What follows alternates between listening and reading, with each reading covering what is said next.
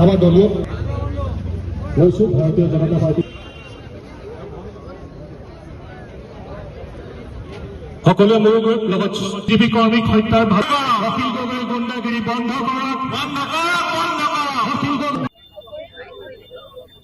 July মাহৰ 19 তাৰিখে আমাৰ শিৱসাগৰ জিলাত যি বানৰ বিভীষিকা হৈছিল, এই বিভীষিকাৰ সময়ত আমাৰ শিৱসাগৰৰ জনতাৰ লগতে গোটেই অসমৰ অনুষ্ঠান প্ৰতিষ্ঠান ব্যক্তি আৰু ভাৰতবৰ্ষৰো বহু অনুষ্ঠান প্ৰতিষ্ঠান ব্যক্তিয়ে শিৱসাগৰবাসীক সহায়ৰ কাৰণে আগবাঢ়ি আহিছিল।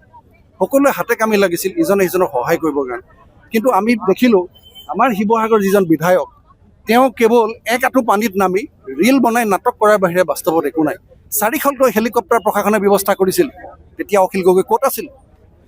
মাজুলী, ধেমাজি, লখিমপুৰৰ জিলা আয়ুক্তৰ লগত কথা পাতি জিলা আয়ুক্তগৰাকীয়ে যেতিয়া নাৱৰ ব্যৱস্থা কৰিছিল, অখিল গগৈ কোন কেঁকুৰা গাঁতত সোমাই আছিল? শিৱসাগৰ দিচাংমুখৰ পৰা 150 টুলুঙা নাও আনিম বুলি কৈছিল, মুখ্যমন্ত্ৰীয়ে দায়িত্ব দিছিল অখিল গগৈক, কিয় এখনো নাও আনিব নোৱাৰিলে?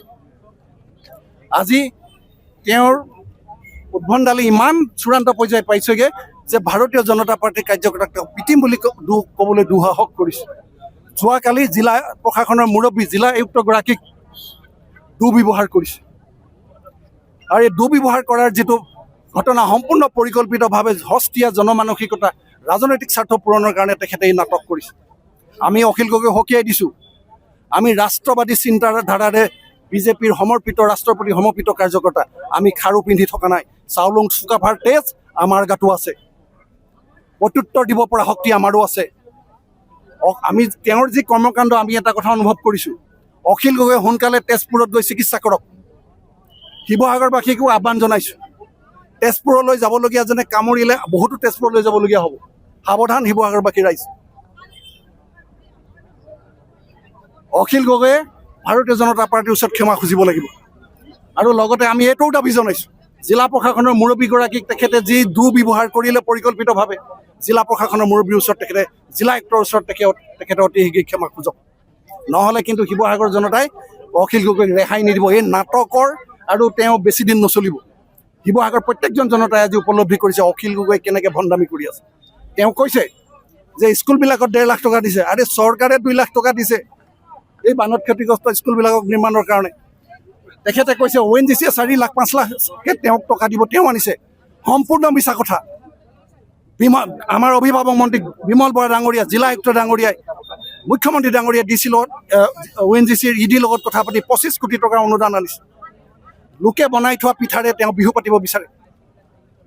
তেওঁৰ এই 25 কোটি টকা অনুদানত তেখেতৰ অৱদান শূন্য, কিন্তু শেহতীয়াভাৱে নাটক কৰিছে। এই নাটক আৰু বেছি দিন নচলিব। অতি শীঘ্ৰে তেখেতে ক্ষমা খোজক। আৰু শিৱসাগৰবাসীৰ মান মৰ্যাদা যোৱাকালি জিলা আয়ুক্তগৰাকীক যি দুৰ্ব্যৱহাৰ কৰিলে, শিৱসাগৰবাসীৰ মান মৰ্যাদা যোৱাকালি অখিল গগৈয়ে ধুমুচাত কৰি পেলাইছে। গোটেই অসমবাসীৰ নহয়, সমগ্ৰ ভাৰতবাসীৰ সন্মুখত শিৱসাগৰবাসীৰ মান মৰ্যাদা ধূলিচাত কৰি দিলে। ই হৈছে অক্ষমনীয় অপৰাধ।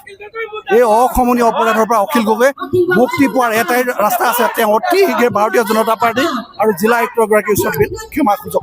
নহ'লে কিন্তু আমিও অখিল গগৈ ৰেহাই নিদিম। আমি দাবী কৰিছোঁ জিলা প্ৰশাসনে তেওঁক গ্ৰেপ্তাৰ কৰক।